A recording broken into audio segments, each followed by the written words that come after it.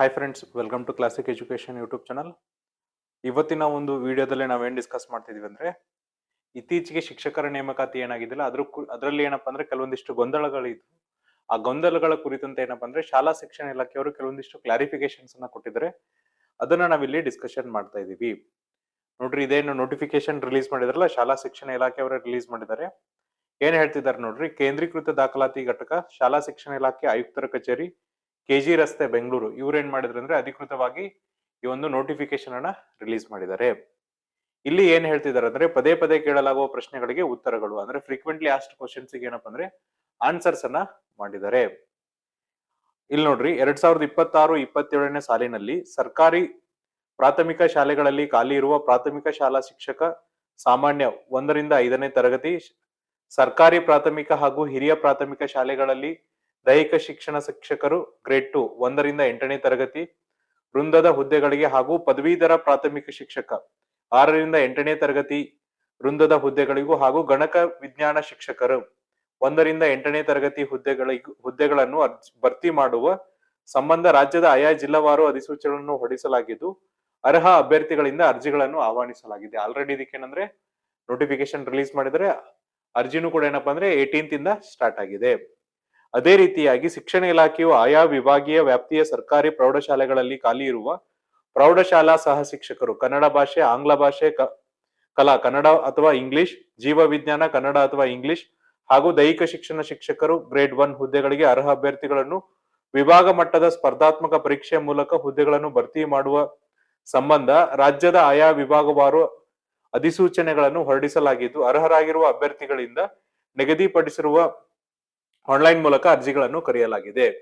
ಇಲ್ಲಿ ಪ್ರಾಥಮಿಕ ಶಾಲಾ ಶಿಕ್ಷಕರಿಗೆ ಮತ್ತೆ ಪದವೀಧರ ಪ್ರಾಥಮಿಕ ಶಾಲಾ ಶಿಕ್ಷಕರಿಗೆ ಏನ್ ಮಾಡಿದ್ರೆ ಅಂದ್ರೆ ಜಿಲ್ಲಾವಾರು ನೇಮಕಾತಿಯನ್ನ ಮಾಡಿದ್ರೆ, ಪ್ರೌಢಶಾಲಾ ಶಿಕ್ಷಕರಿಗೆ ಏನ್ ಮಾಡಿದ್ರೆ ಅಂದ್ರೆ ವಿಭಾಗೀಯ ಮಟ್ಟದಲ್ಲಿ ಮಾಡಿದ್ರೆ ಕಲಬುರಗಿ ವಿಭಾಗ, ಬೆಳಗಾವಿ ವಿಭಾಗ, ಮೈಸೂರು ವಿಭಾಗ ಮತ್ತೆ ಬೆಂಗಳೂರು ವಿಭಾಗೀಯವಾಗಿ ಏನಪ್ಪಾ ಅಂದ್ರೆ ನೇಮಕಾತಿಗಳನ್ನ ಹೊರಡಿಸಿದ್ದಾರೆ. ನೆಕ್ಸ್ಟ್ ಏನ್ ಹೇಳ್ತಿದ್ದಾರೆ ನೋಡ್ರಿ: ನೇಮಕಾತಿ ಅಧಿಸೂಚನೆಯಲ್ಲಿ ಎಲ್ಲಾ ಮಾಹಿತಿಯನ್ನು ವಿವರವಾಗಿ ನೀಡಿದ್ದು, ಅಧಿಸೂಚನೆಯಲ್ಲಿ ನೀಡಿರುವ ಅಂಶಗಳೇ ಅಂತಿಮವಾಗಿದ್ದು, ಅಭ್ಯರ್ಥಿಗಳು ಅಧಿಸೂಚನೆಯನ್ನು ಕೂಲಂಕುಷವಾಗಿ ಓದಿ ಅರ್ಥೈಸಿಕೊಳ್ಳುವುದು, ಅಧಿಸೂಚನೆಯಲ್ಲಿನ ಅಂಶಗಳನ್ನು ಸರಳೀಕರಣ ಮಾಡಿ ಅಭ್ಯರ್ಥಿಗಳಿಗೆ ಉದ್ಭವಿಸುವ ಅಥವಾ ಉದ್ಭವಿಸಬಹುದಾದ ಪ್ರಶ್ನೆಗಳಿಗೆ ಉತ್ತರ ನೀಡುವ ಒಂದು ಪ್ರಯತ್ನದ ಭಾಗವಾಗಿ ಪದೇ ಪದೇ ಕೇಳಲಾಗಿರುವ ಪ್ರಶ್ನೆಗಳಿಗೆ ಈ ಕೆಳಗಂಡಂತೆ ಉತ್ತರಿಸಲಾಗಿದೆ.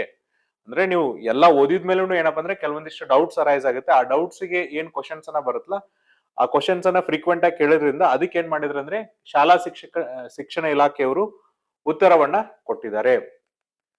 ಮೊದಲನೇದಾಗಿ ನೋಡ್ರಿ, ಆನ್ಲೈನ್ ಅರ್ಜಿ ಸಲ್ಲಿಸಲು ಪ್ರಾರಂಭದ ಮತ್ತು ಕೊನೆಯ ದಿನಾಂಕ. ಆನ್ಲೈನ್ ಅರ್ಜಿ ಸಲ್ಲಿಕೆ ಯಾವಾಗ ಆಗುತ್ತೆ ಅಂದ್ರೆ 18/8/2026 ಸ್ಟಾರ್ಟ್ ಆಗುತ್ತೆ. ಆನ್ಲೈನ್ ಅರ್ಜಿಗಳನ್ನು ಸಲ್ಲಿಸಲು ಕೊನೆಯ ದಿನಾಂಕ ಯಾವಾಗಿದೆ ಅಂದ್ರೆ 15/9/2026 ಅಭ್ಯರ್ಥಿಗಳು ಅರ್ಜಿಯೊಂದಿಗೆ ಯಾವ ಯಾವ ದಾಖಲೆಗಳನ್ನು ಅಪ್ಲೋಡ್ ಮಾಡ್ಬೇಕಂದ್ರೆ, ನೀವು ಅರ್ಜಿ ಸಲ್ಲಿಸಬೇಕಾದ್ರೆ ಏನೇನ್ ದಾಖಲೆಗಳನ್ನ ಅಪ್ಲೋಡ್ ಮಾಡ್ಬೇಕಂದ್ರೆ, ಜಾತಿ ಮತ್ತು ಆದಾಯ ಪ್ರಮಾಣ ಪತ್ರ, ನಾನ್ ಕ್ರೀಮಿ ಲೇಯರ್ 371J ಮೀಸಲಾತಿ ಪ್ರಮಾಣ ಪತ್ರ ಹೊರತುಪಡಿಸಿ ಉಳಿದಂತೆ ಸಮತಲ ಮೀಸಲಾತಿಗೆ ಸಂಬಂಧಿಸಿದ ಎಲ್ಲಾ ಪ್ರಮಾಣ ಪತ್ರಗಳನ್ನು ಅಪ್ಲೋಡ್ ಮಾಡಬೇಕಾಗಿರುತ್ತದೆ.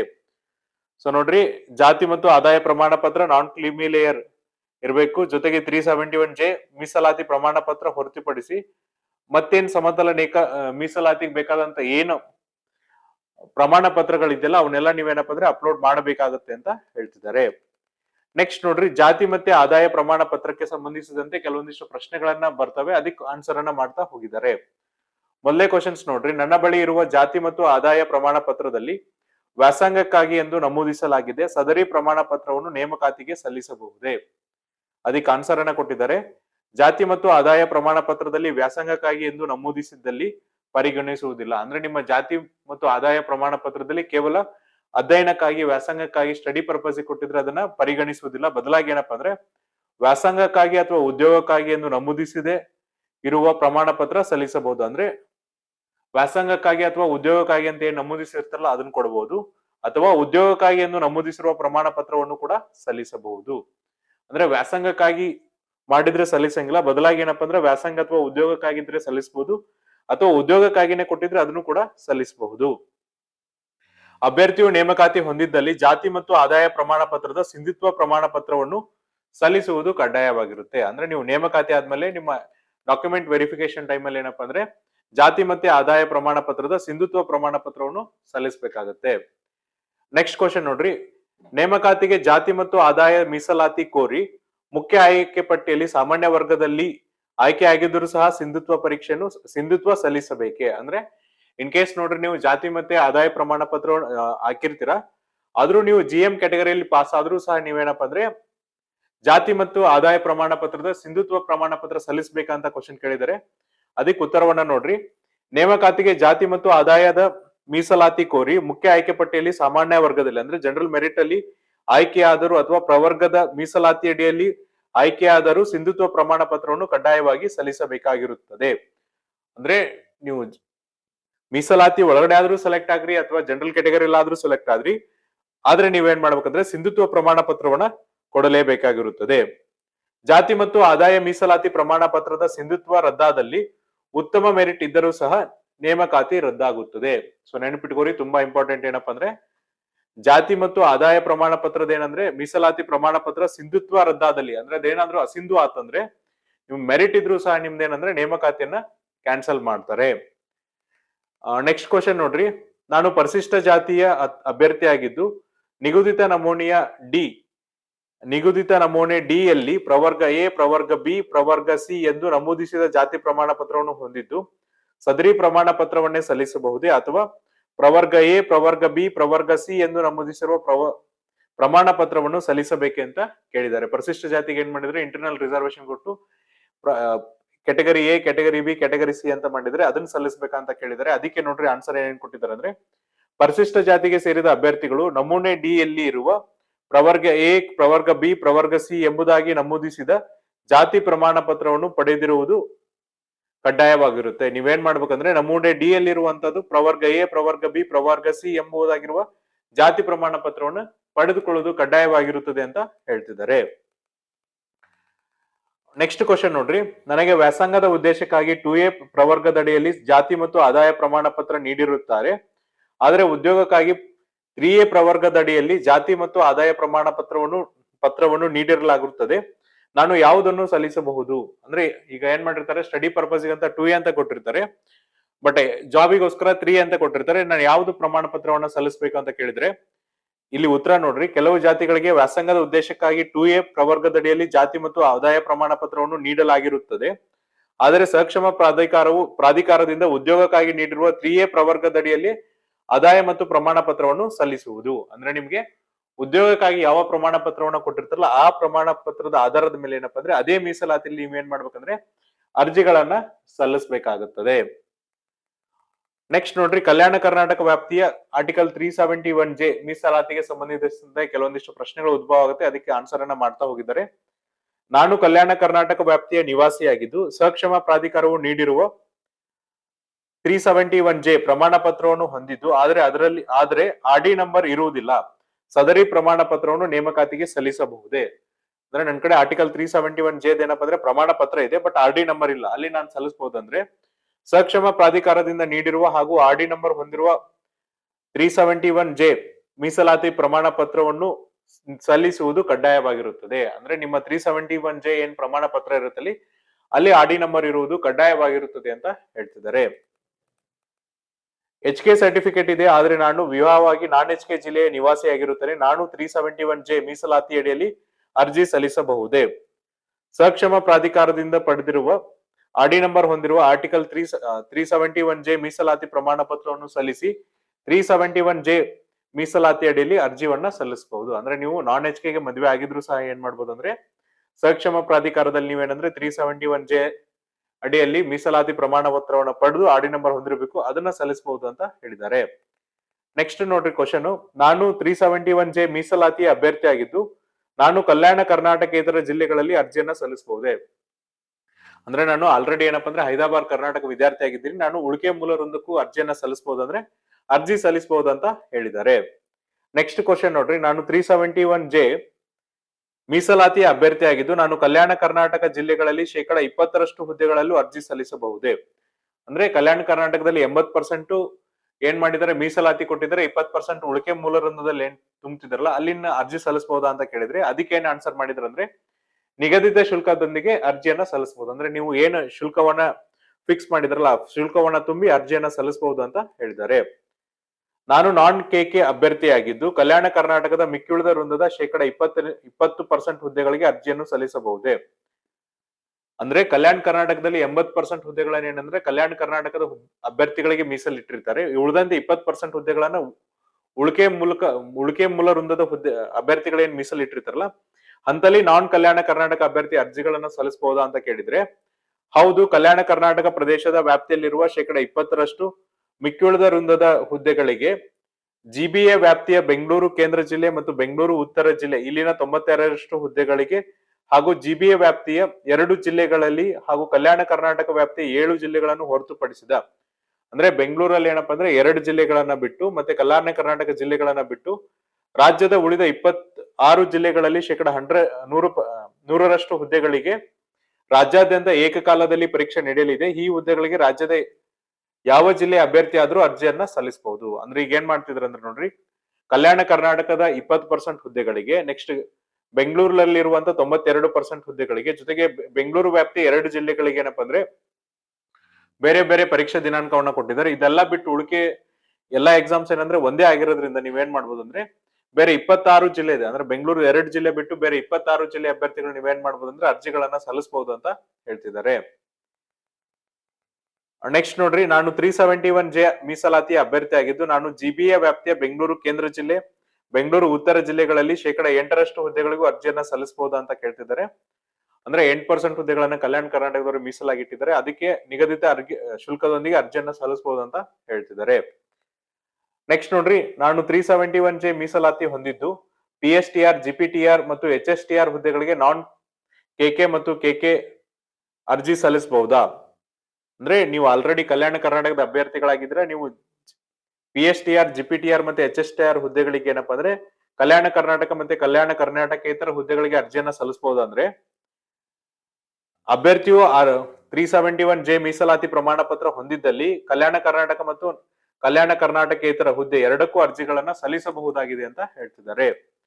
ನೆಕ್ಸ್ಟ್ ನೋಡ್ರಿ, ನಾನು 371J ಮೀಸಲಾತಿ ಹೊಂದಿದ್ದು PSTR, GPTR ಹುದ್ದೆಗೆ ಕಲಬುರಗಿ ಜಿಲ್ಲೆಯಲ್ಲಿ ಕೆಕೆ ಮತ್ತು ನಾನ್ HK ಹುದ್ದೆಗಳಿಗೆ ಅರ್ಜಿಯನ್ನ ಸಲ್ಲಿಸಬಹುದಾ ಅಂತ ಕೇಳ್ತಿದ್ದಾರೆ. ಅಂದ್ರೆ PSTR ಮತ್ತೆ GPTR ಹುದ್ದೆಗಳಿಗೆ ಏನಪ್ಪಾ ಅಂದ್ರೆ ಕಲ್ಯಾಣ ಕರ್ನಾಟಕ, ನಾನ್ ಕಲ್ಯಾಣ ಕರ್ನಾಟಕ ಎರಡಕ್ಕೂ ಅರ್ಜಿಗಳನ್ನ ಸಲ್ಲಿಸಬಹುದು. ಅಂದ್ರೆ ಕಲಬುರಗಿ ಜಿಲ್ಲೆಯಲ್ಲಿ ಇಲ್ಲಿ ಉತ್ತರವನ್ನ ಏನ್ ಕೊಟ್ಟಿದ್ದಾರೆ ಅಂದ್ರೆ ಅರ್ಜಿಗಳನ್ನ ಸಲ್ಲಿಸಬಹುದು ಅಂತ ಹೇಳ್ತಿದ್ದಾರೆ. 371J ಮೀಸಲಾತಿಯ ಪ್ರಮಾಣ ಪತ್ರದಲ್ಲಿ ವಿದ್ಯಾಭ್ಯಾಸ ಮತ್ತು ಸರ್ಕಾರಿ ಸೌಲಭ್ಯ ಎಂದಿದೆ. ಸದರಿ ಪ್ರಮಾಣ ಪತ್ರವನ್ನು 371J ಮೀಸಲಾತಿಗೆ ಪರಿಗಣಿಸುವರ? ಅಂದ್ರೆ ಮೀಸಲಾತಿ ಪ್ರಮಾಣ ಪತ್ರದಲ್ಲಿ ವಿದ್ಯಾಭ್ಯಾಸ ಮತ್ತು ಸರ್ಕಾರಿ ಸೌಲಭ್ಯ ಅಂತ ಇರೋದ್ರಿಂದ ಅದು ನೀವು ಮೀಸಲಾತಿ ಅಂತ ಪರಿಗಣಿಸ್ತೀರಾ ಅಂತ ಕ್ವಶನ್ ಮಾಡಿದ್ರೆ ಅದಕ್ಕೆ ಉತ್ತರ ನೋಡ್ರಿ, 371J ಮೀಸಲಾತಿಯ ಪ್ರಮಾಣ ಪತ್ರದಲ್ಲಿ ವಿದ್ಯಾಭ್ಯಾಸ ಮತ್ತು ಸರ್ಕಾರಿ ಸೌಲಭ್ಯ ಎಂದಿರುವುದರಿಂದ ಪರಿಗಣಿಸಲಾಗುವುದು. ಅಂದ್ರೆ ಅದನ್ನು ಮೀಸಲಾತಿಗೆ ಕನ್ಸಿಡರೇಷನ್ ಮಾಡ್ತಾರೆ ಅಂತ ಹೇಳ್ತಿದ್ದಾರೆ. ನೆಕ್ಸ್ಟ್ ನೋಡ್ರಿ, ಗ್ರಾಮೀಣ ಮೀಸಲಾತಿ ಕುರಿತು ಏನಪ್ಪಾ ಅಂದ್ರೆ ಕೆಲವೊಂದಿಷ್ಟು ಸ್ಪಷ್ಟನೆಯನ್ನ ಕೊಟ್ಟಿದ್ದಾರೆ. ನಾನು ಸಾಮಾನ್ಯ ವರ್ಗದ ಅಭ್ಯರ್ಥಿಯಾಗಿದ್ದು ಕ್ರಿಮಿ ಲೇಯರ್ ವ್ಯಾಪ್ತಿಗೆ ಅಂದ್ರೆ ವಾರ್ಷಿಕ ಆದಾಯ ಏನಪ್ಪಾ ಅಂದ್ರೆ 8 ಲಕ್ಷಕ್ಕಿಂತ ಹೆಚ್ಚಿದೆ. ನಾನು ಗ್ರಾಮೀಣ ಮೀಸಲಾತಿಯನ್ನ ಕೋರಬಹುದಾ? ಅಂದ್ರೆ ರೂರಲ್ ಕ್ಯಾಟಗರಿಯಲ್ಲಿ ಏನಪ್ಪಾ ಅಂದ್ರೆ ನನ್ನ ವಾರ್ಷಿಕ ಆದಾಯ 8 ಲಕ್ಷಕ್ಕಿಂತ ಜಾಸ್ತಿ ಇದೆ, ನಾನು ಗ್ರಾಮೀಣ ಮೀಸಲಾತಿಯನ್ನ ಕೋರಬಹುದಾ ಅಂತ ಕ್ವಶನ್ ಅನ್ನ ಮಾಡಿದಾಗ ಅಲ್ಲಿ ಏನ್ ಹೇಳ್ತಿದ್ದಾರೆ ಅಂದ್ರೆ ಗ್ರಾಮೀಣ ಮೀಸಲಾತಿಗೆ ಕೆನೆಪದರ ನೀತಿ ಅಂದ್ರೆ ಕ್ರಿಮಿ ಲೇಯರ್ ಪಾಲಿಸಿಯನ್ನ ಅನ್ವಯಿಸೋದ್ರಿಂದ ಗ್ರಾಮೀಣ ಮೀಸಲಾತಿ ಕ್ಲೇಮ್ ಮಾಡಲು ಬರುವುದಿಲ್ಲ. ಅಂದ್ರೆ ಯಾರ್ಯಾರು ಜನರಲ್ ಮೆರಿಟ್ ಅಭ್ಯರ್ಥಿಗಳಿದ್ರಲ್ಲ ಅಲ್ಲಿ ಏನಪ್ಪಾ ಅಂದ್ರೆ ನಿಮ್ಮ ವಾರ್ಷಿಕ ಆದಾಯ 8 ಲಕ್ಷಕ್ಕಿಂತ ಜಾಸ್ತಿ ಇದ್ರೆ ನೀವು ಗ್ರಾಮೀಣ ಮೀಸಲಾತಿಯನ್ನ ಕ್ಲೇಮ್ ಮಾಡಕ್ ಬರುವುದಿಲ್ಲ ಅಂತ ಶಾಲಾ ಶಿಕ್ಷಣ ಇಲಾಖೆಯವರು ಸ್ಪಷ್ಟೀಕರಣವನ್ನ ಕೊಟ್ಟಿದ್ದಾರೆ. ನಾನು ಸಾಮಾನ್ಯ ವರ್ಗದ ಅಭ್ಯರ್ಥಿಯಾಗಿದ್ದು ಕ್ರಿಮಿ ಲೇಯರ್ ವ್ಯಾಪ್ತಿಗೆ ಬರುವ ಅಂದ್ರೆ ವಾರ್ಷಿಕ ಆದಾಯ 8 ಲಕ್ಷಕ್ಕಿಂತ ಕಡಿಮೆ ಇದೆ, ನಾನು ಗ್ರಾಮೀಣ ಮೀಸಲಾತಿ ಕೋರಬಹುದೇ ಅಂತ ಕೇಳಿದರೆ ಅದಕ್ಕೆ ನೋಡ್ರಿ ಉತ್ತರ ಏನ್ ಕೊಟ್ಟಿದ್ದಾರೆ ಅಂದ್ರೆ ಸಾಮಾನ್ಯ ವರ್ಗಕ್ಕೆ ಸೇರಿದ ಅಭ್ಯರ್ಥಿಯು ಅವರ ಕುಟುಂಬದ ಆದಾಯ 8 ಲಕ್ಷ ಕಡಿಮೆ ಇದ್ದಲ್ಲಿ ಮೇಲ್ಸ್ತರಕ್ಕೆ ಸೇರಿದ ಬಗ್ಗೆ ನಾನ್ ಕ್ರಿಮಿ ಲೇಯರ್ ಸರ್ಟಿಫಿಕೇಟ್ ನಮೂನೆ 1ರಲ್ಲಿ ಆಡಿ ನಂಬರ್ ಹೊಂದಿರುವ ಪ್ರಮಾಣ ಪತ್ರವನ್ನು ತಹಸೀಲ್ದಾರರಿಂದ ಪಡೆದು ಸಲ್ಲಿಸಬೇಕು ಅಂತ ಹೇಳ್ತಿದ್ದಾರೆ. ನೀವೇನ್ ಮಾಡ್ಬೇಕಂದ್ರೆ ಪ್ರಮಾಣ ಪತ್ರವನ್ನ ಯಾರಿಂದ ಪಡಿಬೇಕಂದ್ರೆ ತಹಶೀಲ್ದಾರದಿಂದ ಪಡೆದು ಅರ್ಜಿಯನ್ನ ಸಲ್ಲಿಸಬಹುದು ಅಂತ ಹೇಳಿದ್ದಾರೆ. ಅಂದ್ರೆ ನೀವು ಜನರಲ್ ಕ್ಯಾಟಗರಿಗೆ ಸೇರಿ ನಿಮ್ಮ ವಾರ್ಷಿಕ ಆದಾಯ 8 ಲಕ್ಷಕ್ಕಿಂತ ಕಡಿಮೆ ಇದ್ರೆ ನೀವು ಗ್ರಾಮೀಣ ಮೀಸಲಾತಿ ಕೋರಬಹುದು. ಆದ್ರೆ ಪ್ರಮಾಣ ಪತ್ರವನ್ನ ಯಾರ ಕಡೆಯಿಂದ ಪಡಿಬೇಕಪ್ಪ ಅಂದ್ರೆ ತಹಶೀಲ್ದಾರ್ ಕಡೆಯಿಂದ ಪಡೆದು ಅದು ಕೂಡ ಏನಂದ್ರೆ ನಮೂನೆಯಲ್ಲಿ 1ರಲ್ಲಿ ಹೇಳಿರುವಂಗೆ ನೀವೇನ್ ಮಾಡ್ಬೇಕಂದ್ರೆ ಪ್ರಮಾಣ ಪತ್ರವನ್ನ ತಹಶೀಲ್ದಾರರಿಂದ ಪಡೆದು ನೀವು ಅರ್ಜಿಗಳನ್ನ ಸಲ್ಲಿಸಬೇಕಂತ ಹೇಳ್ತಿದ್ದಾರೆ.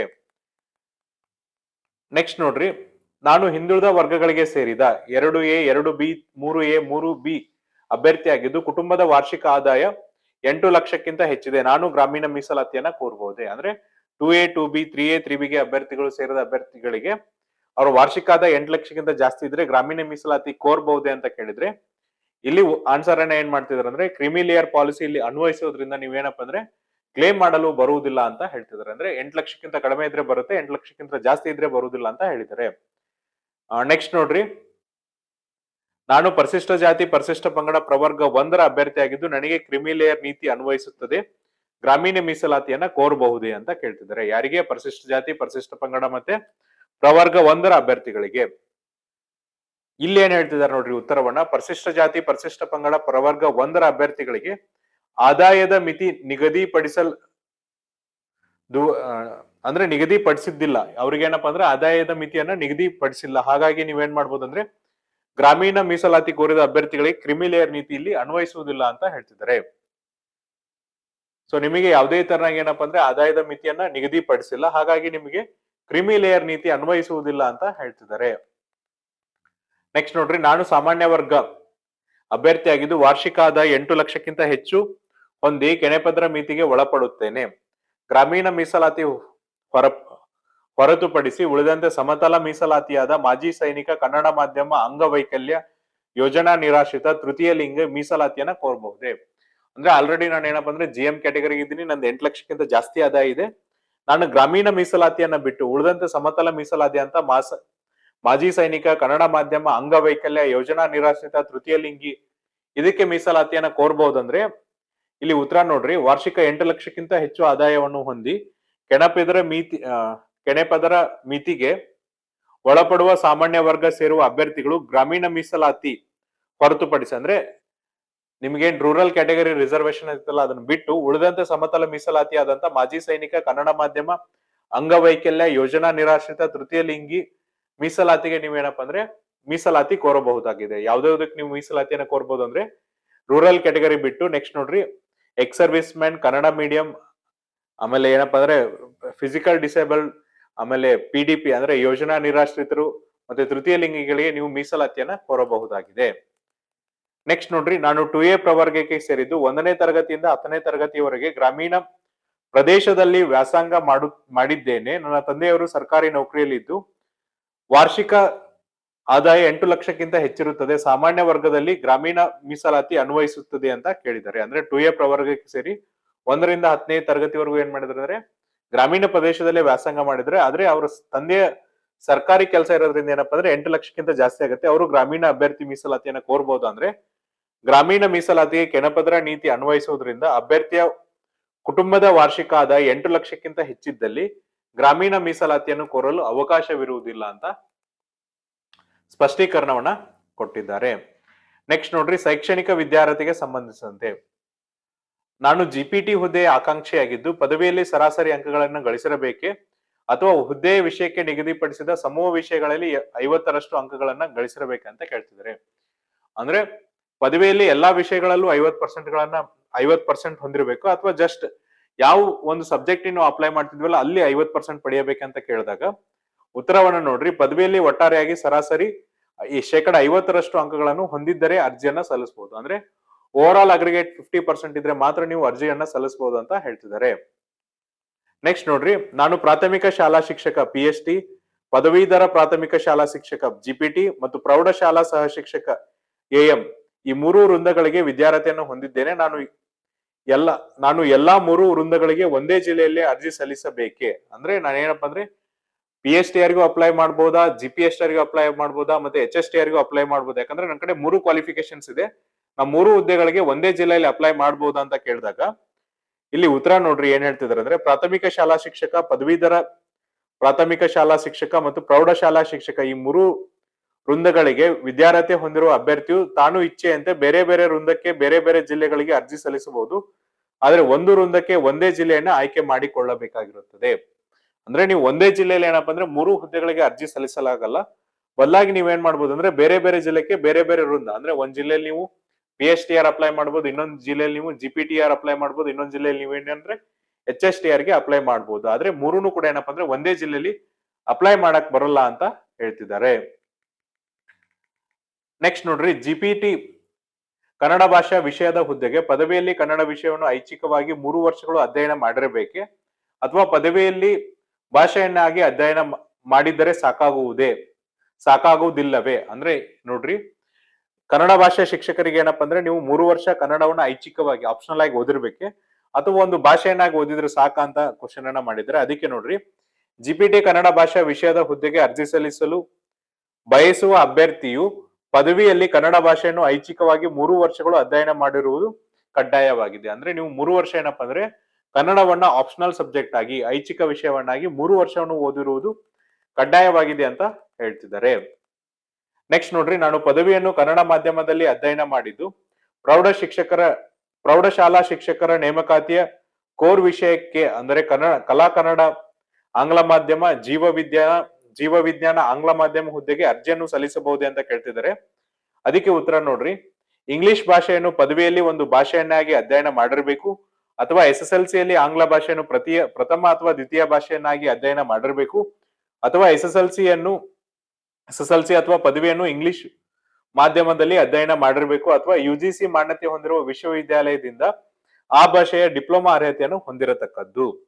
ಅಂದ್ರೆ ನೀವು ಇಲ್ಲಿ ಇಂಗ್ಲಿಷ್ ಮೀಡಿಯಂಗೆ ಅಪ್ಲೈ ಮಾಡ್ಬೇಕಂದ್ರೆ ನೋಡ್ರಿ, ಏನೇನು ಕ್ವಾಲಿಫಿಕೇಶನ್ಸ್ ಇರ್ಬೇಕಂದ್ರೆ ನೀವು ಇಂಗ್ಲಿಷ್ ಭಾಷೆಯನ್ನು ಪದವಿಯಲ್ಲಿ ಒಂದು ಭಾಷೆಯನ್ನಾಗಿ ಅಧ್ಯಯನ ಮಾಡಿರ್ಬೇಕು, ಲ್ಯಾಂಗ್ವೇಜ್ ಆಗಿ ಓದಿರ್ಬೇಕು, ಅಥವಾ SSLCಯಲ್ಲಿ ನಿಮ್ಮ ಆಂಗ್ಲ ಭಾಷೆ ಪ್ರಥಮ ಅಥವಾ ದ್ವಿತೀಯ ಭಾಷೆ ಆಗಿರಬೇಕು, ಅಥವಾ ನೆಕ್ಸ್ಟ್ ನೋಡ್ರಿ SSLCಯಲ್ಲಿ SSLC ಅಥವಾ ಪದವಿಯಲ್ಲಿ ಏನಪ್ಪಾ ಅಂದ್ರೆ ಪದವಿಯನ್ನ ಇಂಗ್ಲಿಷ್ ಮಾಧ್ಯಮದಲ್ಲಿ ಮಾಡಿರಬೇಕು ಅಥವಾ UGC ಇಂದ ಮಾನ್ಯತೆ ಪಡೆದಿರುವ ವಿಶ್ವವಿದ್ಯಾಲಯದಿಂದ ಆ ವಿಷಯಕ್ಕೆ ಸಂಬಂಧಪಟ್ಟಂತೆ ನೀವು ಡಿಪ್ಲೊಮಾವನ್ನ ಹೊಂದಿರತಕ್ಕದ್ದು ಅಂತ ಹೇಳ್ತಿದ್ದಾರೆ.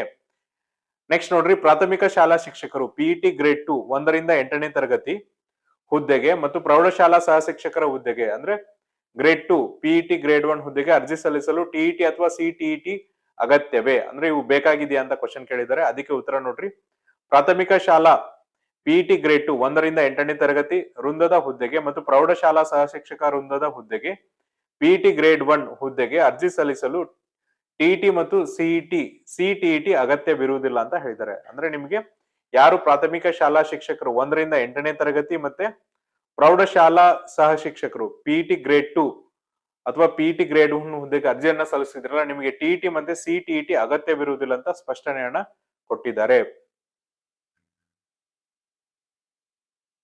ನೆಕ್ಸ್ಟ್ ನೋಡ್ರಿ, ಪ್ರಾಥಮಿಕ ಶಾಲಾ ಶಿಕ್ಷಕರ 1ರಿಂದ 5ನೇ ತರಗತಿ ವೃಂದದ ಹುದ್ದೆಗೆ ಅರ್ಜಿ ಸಲ್ಲಿಸಲು TET CTET ಅಗತ್ಯವೇ? ಅಂದ್ರೆ 1ರಿಂದ 5ನೇ ತರಗತಿ ಏನಿದೆಯಲ್ಲ ಅಲ್ಲಿ ನಿಮ್ಗೆ ಅರ್ಜಿ ಸಲ್ಲಿಸಲು TET ಮತ್ತೆ CTET ಅಗತ್ಯವೇ? ಅಂದ್ರೆ TET ಮತ್ತು CTET ಪತ್ರಿಕೆ 1 ಕಡ್ಡಾಯವಾಗಿ ಪಡೆದಿರಬೇಕು. SC ST category 1 physical disabled ಅಭ್ಯರ್ಥಿಗಳು 55ರಷ್ಟು ಅಂಕಗಳನ್ನು ಹಾಗೂ GM ಮತ್ತು 2A 2B 3A 3B ಪ್ರವರ್ಗಕ್ಕೆ ಸೇರಿದ ಅಭ್ಯರ್ಥಿಗಳು 60% ಅಂಕಗಳನ್ನು ಗಳಿಸಿರಬೇಕು. ಅಂದ್ರೆ ಯಾರು ಪ್ರಾಥಮಿಕ ಶಾಲಾ ಶಿಕ್ಷಕರ ಹುದ್ದೆಗಳಿಗೆ ಅರ್ಜಿಯನ್ನ ಸಲ್ಲಿಸ್ತಿದಿರಲ್ಲ, PSTR ಹುದ್ದೆಗಳಿಗೆ ಅರ್ಜಿಯನ್ನ ಸಲ್ಲಿಸ್ತಿದ್ರಲ್ಲ, ಅಲ್ಲಿ ನಿಮ್ಗೆ CTET ಮತ್ತೆ TET ಕಂಪಲ್ಸರಿ ಅಂತ ಹೇಳ್ತಿದ್ದಾರೆ. ಜೊತೆಗೆ ನೋಡ್ರಿ, SC ST ಮತ್ತೆ ಕ್ಯಾಟಗರಿ 1 ಮತ್ತೆ ಫಿಸಿಕಲಿ ಡಿಸೇಬಲ್ಡ್ ಕ್ಯಾಂಡಿಡೇಟ್ ಏನ್ ಮಾಡ್ಬೇಕಂದ್ರೆ ಮಿನಿಮಮ್ 50% ಅಂಕಗಳನ್ನ ಪಡೆದಿರ್ಬೇಕು. General category 2A 2B 3A 3B ಸೇರಿದ ಅಭ್ಯರ್ಥಿಗಳು 60% ಅಂಕಗಳನ್ನ ಪಡೆದಿರ್ಬೇಕು ಅಂತ ಹೇಳ್ತಿದ್ದಾರೆ. ಪದವೀಧರ ಪ್ರಾಥಮಿಕ ಶಿಕ್ಷಕ 9ರಿಂದ 8ನೇ ತರಗತಿ ವೃಂದದ ಹುದ್ದೆಗೆ PET ಗ್ರೇಡ್ 2 PET ಗ್ರೇಡ್ 1 ಹುದ್ದೆಗೆ ಅರ್ಜಿ ಸಲ್ಲಿಸಲು TET CTET ಅಗತ್ಯವೇ ಅಂತ ಕೇಳಿದ್ರೆ, TET CTET ಪತ್ರಿಕೆ 2 ಕಡ್ಡಾಯವಾಗಿ ಪಡೆದಿರಬೇಕು. SC ST category 1 physically disabled candidate ಏನಪ್ಪಾ ಅಂದ್ರೆ 55% ಅಂಕಗಳನ್ನು ಪಡೆದಿರಬೇಕು. General merit 2A 2B 3A 3B ಗೆ ಸೇರಿದ ಅಭ್ಯರ್ಥಿಗಳಿಗೆ ಏನಪ್ಪಾ ಅಂದ್ರೆ 60% ಅಂಕಗಳನ್ನ ಪಡೆದಿರ್ಬೇಕಂತ ಹೇಳಿದ್ದಾರೆ. ಇದು ಒಂದು ಕ್ಲಾರಿಫಿಕೇಶನ್ಸ್ ಅನ್ನ ಕೊಟ್ಟಿದ್ದಾರೆ. ನೆಕ್ಸ್ಟ್ ನೋಡ್ರಿ, ಸೇವಾ ನಿರತ ಅಭ್ಯರ್ಥಿಗಳು ಅಂದ್ರೆ ಯಾರು ಆಲ್ರೆಡಿ ಸೇವೆಯನ್ನ ಸಲ್ಲಿಸಿದ್ರಲ್ಲ ಅವರಿಗೆ ಕ್ಲಾರಿಫಿಕೇಶನ್ಸ್ ನ ಕೊಟ್ಟಿದ್ದಾರೆ. ನಾನು ಸೇವಾ ನಿರತ ಅಭ್ಯರ್ಥಿ ಆಗಿದ್ದು NOC ಯನ್ನು ಅರ್ಜಿಯೊಂದಿಗೆ ಸಲ್ಲಿಸಬೇಕಾ? ಅಂದ್ರೆ ಆಲ್ರೆಡಿ ನಾನು ಸರ್ವಿಸ್ ಅಲ್ಲಿ ಇದ್ದೀನಿ, NOC ಪಡೆದು ಅರ್ಜಿಯನ್ನ ಸಲ್ಲಿಸಬೇಕಂದ್ರೆ ಸೇವಾ ನಿರತ ಅಭ್ಯರ್ಥಿಯು NOC ಯನ್ನು ಮೂಲ ದಾಖಲೆಗಳ ಪರಿಶೀಲನೆಗೆ ಆಯ್ಕೆಯಾದಲ್ಲಿ ಪರಿಶೀಲನಾ ವೇಳೆಯಲ್ಲಿ ಸಕ್ಷಮ ಪ್ರಾಧಿಕಾರದಿಂದ ಪಡೆದು ಸಲ್ಲಿಸುವುದು ಕಡ್ಡಾಯ. ಅಂದ್ರೆ ಅರ್ಜಿ ಸಲ್ಲಿಸುವ ಟೈಮಲ್ಲಿ ಬೇಕಾಗಿಲ್ಲ, ಮೂಲ ದಾಖಲೆಗಳ ಪರಿಶೀಲನೆ ಸಮಯದಲ್ಲಿ ಸಲ್ಲಿಸಬಹುದು ಅಂತ ಹೇಳ್ತಿದ್ದಾರೆ. ನೆಕ್ಸ್ಟ್ ನೋಡ್ರಿ, ನಾನು ಶಾಲಾ ಶಿಕ್ಷಣ ಇಲಾಖೆಯಲ್ಲಿ GPT ಶಿಕ್ಷಕನಾಗಿ ಕರ್ತವ್ಯ ನಿರ್ವಹಿಸುತ್ತಿದ್ದು 2026ನೇ ಸಾಲಿನಲ್ಲಿ ಮತ್ತೊಮ್ಮೆ GPT ಹುದ್ದೆಗೆ ಅರ್ಜಿ ಸಲ್ಲಿಸಲು ಅವಕಾಶವಿದೆಯೇ? ಆಲ್ರೆಡಿ ಜಿಪಿಟಿ ಕೆಲಸ ಮಾಡ್ತಿದ್ರೆ ಮತ್ತೆ ಜಿಪಿಟಿ ಹುದ್ದೆಗೆ ಅರ್ಜಿ ಸಲ್ಲಿಸಬಹುದಾ ಅಂದ್ರೆ ಶಾಲಾ ಶಿಕ್ಷಣ ಇಲಾಖೆಯಲ್ಲಿ ಈಗಾಗಲೇ ಜಿಪಿಟಿ ಶಿಕ್ಷಕಿಯಾಗಿ ಅಥವಾ ಶಿಕ್ಷಕನಾಗಿ ಕರ್ತವ್ಯ ನಿರ್ವಹಿಸುತ್ತಿದ್ದು 2026ನೇ ಸಾಲಿನಲ್ಲಿ ಮತ್ತೊಮ್ಮೆ ಜಿಪಿಟಿ ಹುದ್ದೆಗೆ ಅರ್ಜಿ ಸಲ್ಲಿಸಲು ಅವಕಾಶವಿರುವುದಿಲ್ಲ ಅಂತ ಅವರು ಹೇಳ್ತಿದ್ದಾರೆ. ನೆಕ್ಸ್ಟ್ ಕ್ವಶನ್ ನೋಡ್ರಿ, ನಾನು ಶಾಲಾ ಶಿಕ್ಷಕ ಇಲಾಖೆಯಲ್ಲಿ ಜಿಪಿಟಿ ಶಿಕ್ಷಕಿಯಾಗಿ ಶಿಕ್ಷಕನಾಗಿ ಕರ್ತವ್ಯ ನಿರ್ವಹಿಸುತ್ತಿದ್ದು 2026ನೇ ಸಾಲಿನಲ್ಲಿ ಮತ್ತೊಮ್ಮೆ ಪ್ರೌಢಶಾಲಾ ಸಹ ಶಿಕ್ಷಕರ ಹುದ್ದೆಗೆ ಅರ್ಜಿ ಸಲ್ಲಿಸಲು ಅವಕಾಶವಿದೆಯೇ? ನಾನು ಪ್ರೈಮರಿ ಸೆಕ್ಷನ್ ಟೀಚ್ ಮಾಡ್ತಿದ್ದೀನಿ. ಈಗ ನೆಕ್ಸ್ಟ್ ಏನಪ್ಪಾ ಅಂದ್ರೆ ಹೈಸ್ಕೂಲಿಗೆ ಅಪ್ಲೈ ಮಾಡ್ಬೋದು, ಹೈಸ್ಕೂಲ್ ಟೀಚರ್ ಜಾಬಿಗೆ ಅಪ್ಲೈ ಮಾಡ್ಬೋದು. ಅಂದ್ರೆ ಶಾಲಾ ಶಿಕ್ಷಣ ಇಲಾಖೆಯಲ್ಲಿ ಜಿಪಿಟಿ ಶಿಕ್ಷಕಿಯಾಗಿ ಶಿಕ್ಷಕನಾಗಿ ಕರ್ತವ್ಯ ನಿರ್ವಹಿಸುತ್ತಿದ್ದು 2026ನೇ ಸಾಲಿನಲ್ಲಿ ಮತ್ತೊಮ್ಮೆ ಪ್ರೌಢಶಾಲಾ ಸಹ ಶಿಕ್ಷಕರ ಹುದ್ದೆಗೆ ಅರ್ಜಿಯನ್ನು ಸಲ್ಲಿಸಲು ಅವಕಾಶವಿದೆ ಅಂತ ಹೇಳ್ತಿದ್ದಾರೆ. ನೆಕ್ಸ್ಟ್ ನೋಡ್ರಿ, ನಾನು ಅನುದಾನಿತ ಶಾಲೆಯಲ್ಲಿ ಕಳೆದ 2 ವರ್ಷಗಳಿಂದ ಕಾರ್ಯನಿರ್ವಹಿಸುತ್ತಿದ್ದೇನೆ. ಸರ್ಕಾರಿ ಪ್ರೌಢಶಾಲಾ ಶಿಕ್ಷಕಿಯ ಹುದ್ದೆಗೆ ಅರ್ಜಿಯನ್ನು ಸಲ್ಲಿಸಬಹುದಾ? ಅನುದಾನಿತ ಅಂದ್ರೆ ಏಡೆಡ್ ಸ್ಕೂಲ್ ಅಲ್ಲಿ ಸೇವೆಯನ್ನ ಮಾಡ್ತಿದ್ದಾರೆ. ಇವ್ರೇನಪ್ಪ ಅಂದ್ರೆ ಸರ್ಕಾರಿ ಪ್ರೌಢಶಾಲಾ ಶಿಕ್ಷಕಿಯ ಹುದ್ದೆಗೆ ಅರ್ಜಿಯನ್ನ ಸಲ್ಲಿಸಬಹುದಾ ಅಂದ್ರೆ ಅನುದಾನಿತ ಶಾಲೆಯಲ್ಲಿ ಕರ್ತವ್ಯ ನಿರ್ವಹಿಸಿರುವ ಸರ್ಕಾರಿ ಪ್ರೌಢಶಾಲಾ ಶಿಕ್ಷಕಿಯ ಹುದ್ದೆಗೆ ಅರ್ಜಿಯನ್ನ ಸಲ್ಲಿಸಬಹುದು. ನೀವೇನ್ ಮಾಡ್ತಿದ್ರ ಅಂದ್ರೆ ಏಡೆಡ್ ಸ್ಕೂಲ್ ಅಲ್ಲಿ ಕೆಲಸ ಮಾಡ್ತಿರೋದ್ರಿಂದ ನೀವು ಸರ್ಕಾರಿ ಪ್ರೌಢಶಾಲಾ ಶಿಕ್ಷಕಿಯ ಹುದ್ದೆಗೆ ಅರ್ಜಿಯನ್ನ ಸಲ್ಲಿಸಬಹುದು ಅಂತ ಹೇಳ್ತಿದ್ದಾರೆ. ನಾನು ಇತರೆ ಇಲಾಖೆಯಲ್ಲಿ ಸರ್ಕಾರಿ ಸೇವೆ ಸಲ್ಲಿಸುತ್ತಿದ್ದು ಎನ್ಒಸಿ ಪಡೆದು ಅರ್ಜಿಯನ್ನು ಸಲ್ಲಿಸಬಹುದಾ? ಈಗ ಎನ್ಒಸಿ ಇಲ್ಲದೆ ಅರ್ಜಿ ಸಲ್ಲಿಸಬಹುದು. 1:2 ಮೂಲ ದಾಖಲೆಗಳ ಪರಿಶೀಲನೆ ಆಯ್ಕೆ ಆದಲ್ಲಿ ದಾಖಲೆಗಳ ಪರಿಶೀಲನಾ ವೇಳೆಯಲ್ಲಿ ನೇಮಕಾತಿ ಪ್ರಾಧಿಕಾರಕ್ಕೆ ಪರಿಶೀಲನೆಗೆ ಹಾಜರಿಪಡಿಸಬೇಕಾಗುತ್ತೆ. ಅಂದ್ರೆ ಈಗ ಎನ್ಒಸಿ ಬೇಕಾಗಲ್ಲ, ಬಟ್ ಯಾವಾಗ ಡಾಕ್ಯುಮೆಂಟ್ ವೆರಿಫಿಕೇಶನ್ ಬರುತ್ತಲ್ಲ ಅವಾಗ ನೀವೇನಂದ್ರೆ ಎನ್ಒಸಿಯನ್ನ ಕೊಡಬೇಕಾಗತ್ತೆ ಅಂತ ಹೇಳ್ತಿದ್ದಾರೆ. ನೆಕ್ಸ್ಟ್ ನೋಡ್ರಿ, ಯೋಜನಾ ನಿರಾಶ್ರಿತ ಅಭ್ಯರ್ಥಿಗಳಿಗೆ ಸಂಬಂಧಿಸಿದಂತೆ ಅಂದ್ರೆ ಯಾರು ಪ್ರೊಜೆಕ್ಟ್ ಡಿಸ್ಪ್ಲೇಸ್ಡ್ ಪೀಪಲ್ ಇರ್ತಾರಲ್ಲ ಅವರಿಗೆ ಸಂಬಂಧಿಸಿದಂತೆ ವಿವಾಹಿತ ಮಹಿಳೆಯಾಗಿದ್ದು ತಂದೆಯ ಹೆಸರಿನಲ್ಲಿ ಪಡೆದ ಯೋಜನಾ ನಿರಾಶ್ರಿತ ಪ್ರಮಾಣ ಪತ್ರವನ್ನ ಸಲ್ಲಿಸಬಹುದೇ? ಅಂದ್ರೆ ಅವ್ರು ಆಲ್ರೆಡಿ ಏನಪ್ಪಾ ಅಂದ್ರೆ ಪ್ರೊಜೆಕ್ಟ್ ಡಿಸ್ಪ್ಲೇಸ್ ಪೀಪಲ್ ಇದ್ದಾರೆ, ಬಟ್ ಅವ್ರದ್ದು ಈಗ ಮದುವೆ ಆಗಿ ಬೇರೆ ಕಡೆ ಇದ್ದಾರೆ. ಅಂತವ್ರು ಏನಂದ್ರೆ ತಂದೆದೇನು ಪ್ರಮಾಣ ಪತ್ರ ಇರುತ್ತಲ್ಲ ಅದನ್ನ ಸಲ್ಲಿಸಬಹುದಾ ಅಂತಂದ್ರೆ ಸಲ್ಲಿಸಬಹುದು. ನಮೂನೆಯಲ್ಲಿ ಅಭ್ಯರ್ಥಿ ಹೆಸರು ಸ್ಪಷ್ಟವಾಗಿ ನಮೂದಿ ಆಗಿರ್ಬೇಕು, ಅಂದ್ರೆ ನಮೂದಿಸಿರಬೇಕು. ಅಂದ್ರೆ ನೀವು ಇಲ್ಲಿ ಸಲ್ಲಿಸಬಹುದು, ಬಟ್ ಆ ಏನ್ ಸರ್ಟಿಫಿಕೇಟ್ ಅಲ್ಲಿ ಏನಂತ ಅಂದ್ರೆ ಅಭ್ಯರ್ಥಿ ಹೆಸರನ್ನ ನಮೂದಿಸಿರ್ಬೇಕಂತ ಹೇಳ್ತಿದ್ದಾರೆ. ನೆಕ್ಸ್ಟ್ ನೋಡ್ರಿ, ವಿಶೇಷ ಸೂಚನೆ ಹೇಳ್ತಿದ್ದಾರೆ ಅಂದ್ರೆ ಸದರಿ ಪ್ರಶ್ನೋತ್ತರಗಳನ್ನು ಕಾಲಕಾಲಕ್ಕೆ ಸರ್ಕಾರದಿಂದ ಹೊರಡಿಸಲಾದ ಸುತ್ತೋಲೆ, ಆದೇಶ, ಅಧಿಸೂಚನೆಗೆ ಒಳಪಟ್ಟಿರುತ್ತದೆ. ಇವಿಷ್ಟು ಕ್ವಶನ್ಸ್ ಏನ್ ಮಾಡಿದಾರೆ ಅಂದ್ರೆ ಶಾಲಾ ಶಿಕ್ಷಣ ಇಲಾಖೆಯವರು ಏನಪ್ಪಾ ಅಂದ್ರೆ ಕ್ಲಾರಿಫಿಕೇಶನ್ಸ್ ಅನ್ನು ಕೊಟ್ಟಿದ್ದಾರೆ. ಇದರಲ್ಲೂ ಇನ್ನೂ ಏನಾದ್ರೂ ಡೌಟ್ ಇದ್ರೆ ನಾವು ನಮ್ಮ ಡಿಸ್ಕ್ರಿಪ್ಷನ್ ಬಾಕ್ಸ್ ಅಲ್ಲಿ ಅಫಿಷಿಯಲ್ PDF ಲಿಂಕ್ ಅನ್ನ ಹಾಕ್ತಿವಿ. ಲಿಂಕ್ ಅನ್ನ ಕ್ಲಿಕ್ ಮಾಡ್ರಿ, ನಿಮ್ಮ ಡೌಟ್ಸ್ ಅನ್ನ ಸಾಲ್ವ್ ಮಾಡ್ರಿ. ಇದೇ ತರನಂತ ಉಪಯುಕ್ತ ಮಾಹಿತಿಯನ್ನ ಕೊಡ್ತಿರ್ತೀವಿ. ಅಲ್ಲಿವರೆಗೂ ನೋಡ್ತಾ ಇರಿ Classic Education YouTube channel. Thank you.